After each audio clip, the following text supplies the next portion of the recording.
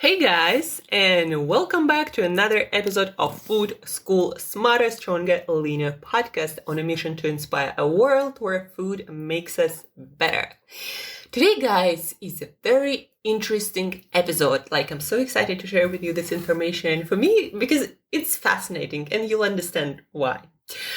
Today, we are talking about things that are on the program for week number 2 of my new upcoming food and lifestyle school.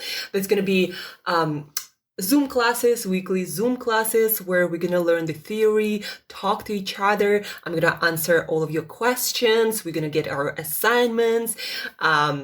Each week, we're going to have our action steps, our assignments to work through, and I'm going to be available in our group chat to answer all of your questions, to help you to troubleshoot what's not working. There are also going to be other people that will support you. We're going to be supporting each other through this journey of improving our lifestyle habits, our eating habits. This whole course, guys, is basically, this school is about doing what we know is good for us. And finally, also realizing what does work for us and what doesn't. In all this sea of information about diets and healthy eating and healthy living and sleep and fasting and carbohydrates and fats and calories and different weight loss strategies, in all this sea of information, how to choose the right thing for you for life, not till New Year, till Christmas party to get into your favorite suit or dress, but for the rest of your life, to feel like you're in your best shape mentally, physically, emotionally, and it's easy for you to support this. So this is the whole point of this 9-week journey that starts on November 1st on Sunday. And you can still sign up. It's, you don't need to be anywhere. It's going to be done online through our computer, but it's going to be very engaging. The best thing since sliced bread or something like that. Anyhow, guys, so today we are talking about some of the information, some of the practices that that I'm going to be covering in the week number 2 of Food and Lifestyle School. So, number 1, we'll be talking about fasting and meal timing. And there are a few most important aspects that you really want to start practicing daily. If you don't, it's proven that you're going to have negative health consequences. So for example, when it comes to fasting, you probably heard, if you're listening to this podcast, you've been listening to this podcast for a while, you probably know what intermittent fasting is, or at least you have an idea that not eating for several hours more than most people do these days, snacking all the time, then it's probably beneficial for your health. And it might help you with your weight loss, depending on what you do the rest of the time when you're not fasting. But anyhow, the concept of intermittent fasting, there are many ways you can approach it. You can do that. But one thing that you can't skip as a human being to maintain your the health of your gut, the health of your digestive system, we gotta fast for at least 12 hours a day. For at least, we gotta do it every single day, 12 hours. And what you do on top of that, you can choose, you can experiment, you can try things out. You can fast for 16 hours, for 18 hours, for 14 hours, but 12 hours seems to be a non-negotiable thing, meaning that if you fast less than 12 hours a day, sleep including, of course, then it seems from all the evidence that your digestive health, your gut health will suffer, and so will the rest of your health aspect. So 12 hours a day. What does it mean? It means, for example, if you finish your dinner by 7 p.m., then your breakfast should not be earlier than 7 a.m. And that's really easy to do. If you can't fast for 12 hours overnight, don't you think it's too much to be eating all the freaking time? And maybe you can't fast for those 12 hours because you aren't eating enough nutritious foods and healthy, balanced meals during the day. That's what happens to a lot of people I worked with. People just, eat all these weird food combinations that are not balanced, that do not provide all the nutrients that our body and our brain needs. And then they just hungry all the time. And that's why it seems so hard to fast. When you start eating the right thing in the right amounts for your body, it's going to be easier for you to fast. Like, for example, right now I'm fasting today I'm fasting, finishing my 40-hour fast. And I'm almost done with that in just a couple of hours. And I'm not hungry, believe it or not. Because on other days, I eat more than plenty of nutritious, delicious foods. And so my body and brain are not freaking out about not having food for a while. Because I know that the food is coming just a little bit later. And I have a lot of reserve. So anyhow, guys, 12 hours of fasting, it's really nothing. Except for the occasions, for those instances when your metabolism is not working properly, and so maybe your body is not able to maintain a healthy, stable blood sugar without constantly eating something. But that's not the norm. That's the anomaly for your body, and you need to gradually fix it so you can actually fast. That's a journey, but 12 hours, guys, no less than that. And if you're someone who says, well, I gotta leave home early, like 6 a.m. or something to commute, and then I come back from work at like 7 or 8, so I can't really do, the fasting 12-hour fast. Yes, you can. You can prepare, for example, your breakfast to go with you, and then you can eat at work or on the go. I know it's not ideal, but your gut health, your overall health is worth it. And so this kind of thing we're going to be discussing in the week number 2, how to actually do this fasting in your situation, practically. What can you do?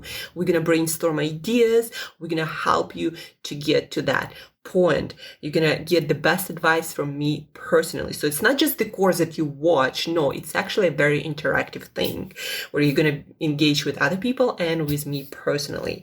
Then when it comes to breakfast and, for example, dinner, lunch, people kind of understand that if you decide to have 3 meals a day, then people understand that lunch is somewhere in between breakfast and dinner, but people have troubles figuring out what's the best time for eating breakfast and dinner. Let's start with the easy one, dinner. The best time to have your dinner for most people is about 3 hours before bed. So your body has enough time to digest all the food.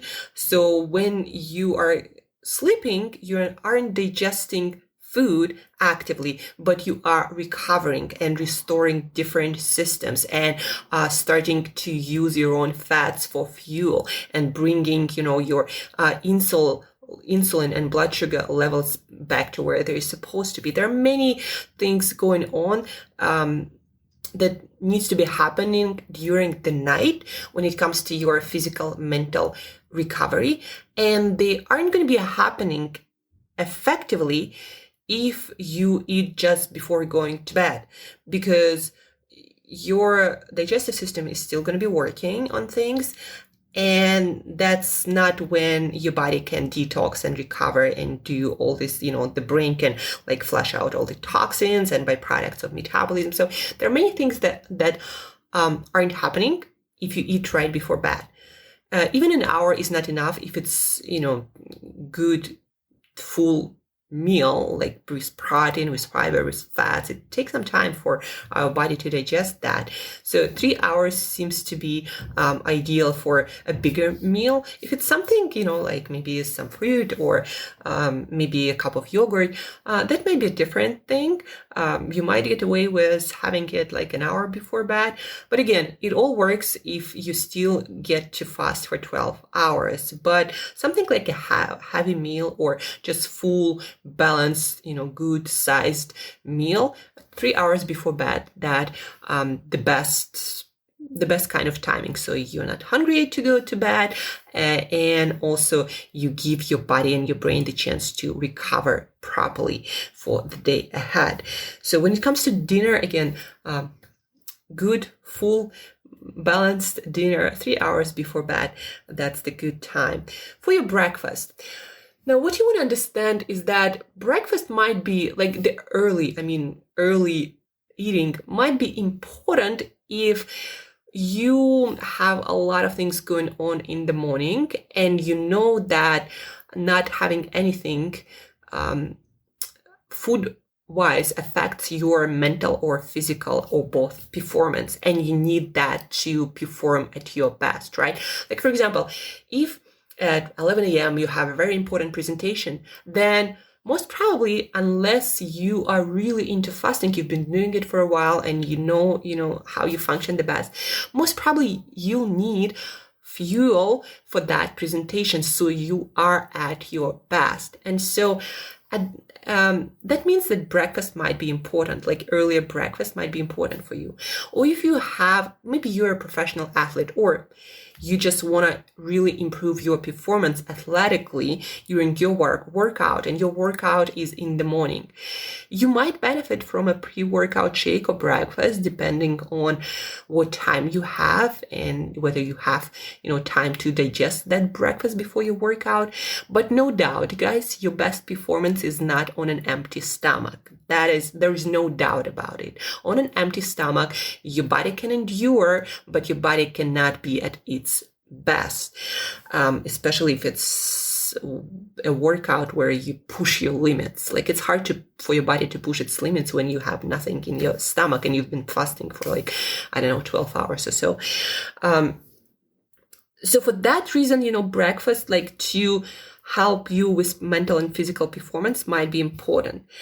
But then again, if you've been fasting for quite a while and you don't have anything specifically challenging on that day, then breakfast before that might not be that important. Like, I usually have my food at first time at 12 p.m. And it doesn't seem to affect my performance much unless I have a very important thing that I have in the morning. And for that, even I would have breakfast. Another thing you want to kind of consider is that our digestive system is most active midday. So somewhere between 12 and 3 p.m., that's where our digestive system is at its best. So whatever you eat, your body gonna digest it, absorb it so much more effectively than at any other time.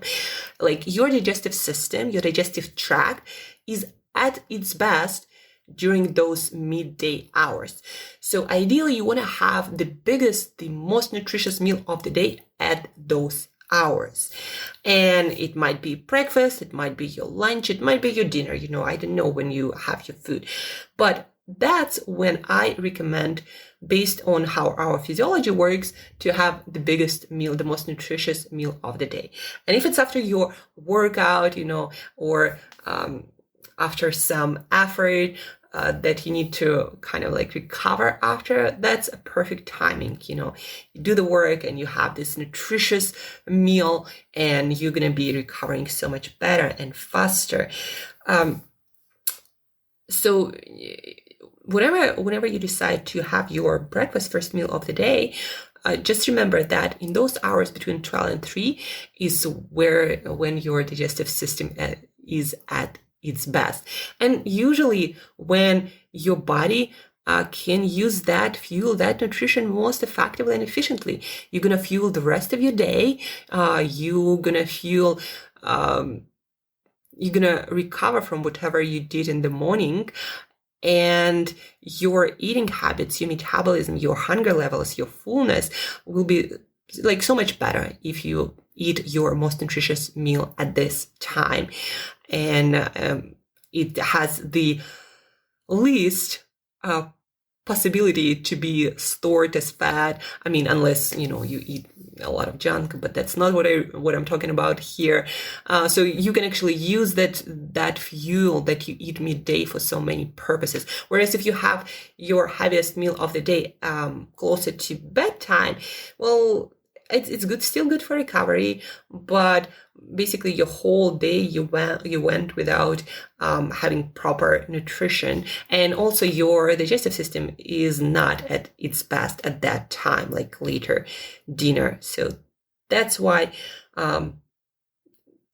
whatever hours you decide to eat, like midday is a great time to have the biggest, most nutritious meal of the day. And the rest is kind of flexible, but do consider your workouts, your performance, what you have going on in the morning, in the afternoon, in the evening. All of these things, guys, also, we will be talking in our school starting November 1st. Specifically, we're going to be covering this in week number 2. It's individual and unique, the meal timing and fasting, but also there are some things that are kind of universal, like 12-hour fasting, or that our digestive system is at its best midday. That's where you probably want to schedule your biggest, most nutritious meal. So those things are universal, but there are a lot of unique variations. And I'll help you to work through those unique variations so you figure out the best way for you to eat. And last but not least, I wanted to share with you something that I'm very excited about. It's the psychology of eating, or basically how we humans are wired and how certain eating behaviors, they are installed in us, ingrained in us, and how we can use that knowledge, how our brain and psychology works, to improve our eating habits instead of our worst habits controlling us without us understanding, like, why is it so hard to stick with, eating certain things or not eating certain things. Maybe you are working against your psychology, your own brain, how we are wired. And so let's talk a little bit about that. For example, did you know that the size of the package that you choose to eat your food from will define how much you eat? So they did those experiments, for example. It's not just about the package, it's also about the bowl, a plate, whatever, you are eating from. So they did these experiments when they gave people bottomless bowls of soup. Basically, there was soup in a bowl, and there was a cord, and the soup was flowing continuously into that bowl. But people didn't know that. They thought they were a part of some other experiment, and they were just supposed to eat that soup till they're full, and then answer some questions. And so the thing was that when people had that bottomless bowl of soup, they ate, I actually forgot the exact number, but they ate somewhere about like 50 to 75% more of that soup compared to people who were given regular bowl of soup with the bottom and, the amount of soup that could fit into that bowl. But people who ate 50, 75% more of that soup, they didn't really notice the difference. Like people who ate regular portion and this bottomless bowl of soup, they felt the same. Like they thought that they ate the exact amount that was in that bowl. And the researchers did a lot of other experiments. And what they concluded is that we eat by volume, not by calories. That is really hard for our body and our brain to evaluate. We eat by volume. And the bigger the volume we are given, like if we get a big package of, let's say, nuts, or if we get a big bowl of what else? Like, popcorn. The bigger the bowl, the bigger the package. We not going to necessarily eat the whole thing, but all the time, we eat more from a bigger package. So how you can use it? So if there are some items that you'd like to eat less of, maybe buy a smaller package. Like, look at the different items you buy. I understand that buying in bulk might be cheaper, but what's more important to you? Your own health, your eating habits that serve you, or, a few cents that you save. We people, we eat more from bigger packages. We kind of by default assume that the size of the package is the serving size. And that works for kids too. If you give your kid a couple of cookies in a Ziploc bag, and you just give them that one bag, kids assume that this is the whole thing, this is the serving size. And after that, they're done. They're not going to ask you for more. But if you give them a bag with a lot of cookies and tell them to eat just 2, Kids will eat more and will ask you for more after, because for them, they see this big bag, and for them, this is the serving size. And not eating all of them or not more than 2 cookies, for them, it's really frustrating. And so the same for adults. The bigger the package, the more we eat. We assume that one package, no matter how big, it's the serving size. So use it for good.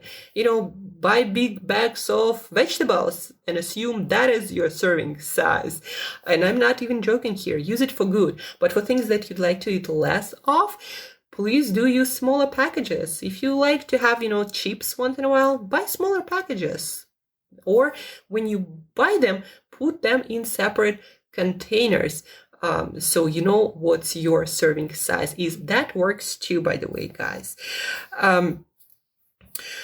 What else? Tall glasses.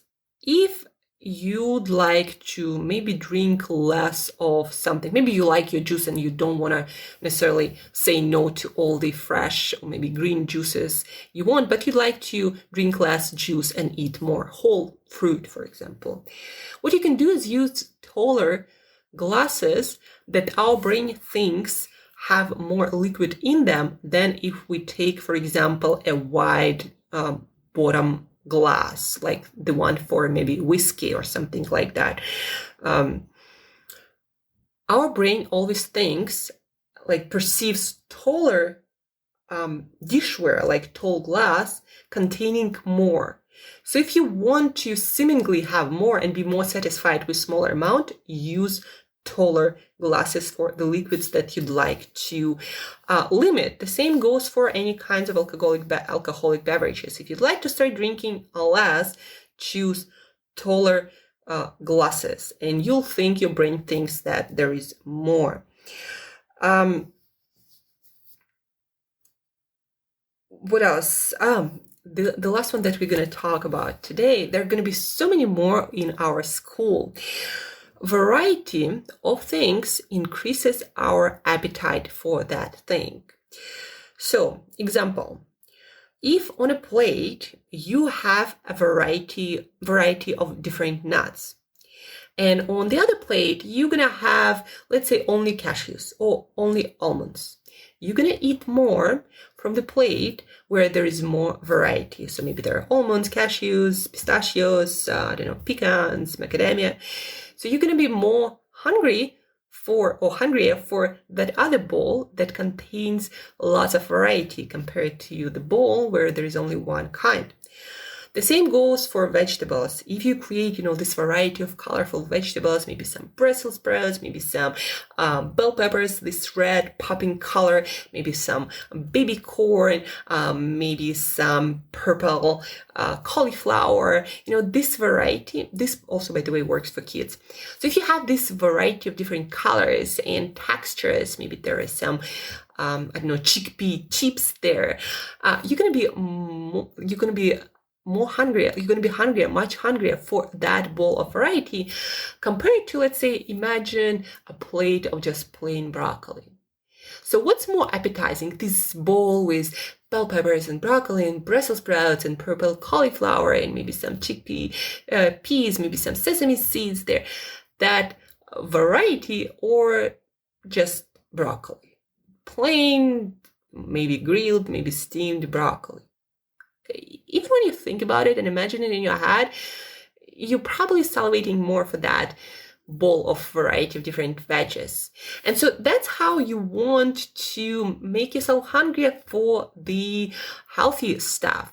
But when it comes to things like ice cream or chocolate or cookies, do not buy variety packs. Just if you'd like to have ice cream sometime, buy one single serving package or a lot of them, because for your brain, it's still a signal that if you buy, for example, 10 small cups of ice cream, individual cups, compared to a whole, bucket. So from the bucket, you're going to eat more compared to a single serving cups. So buy a lot of single serving cups and buy the same kind.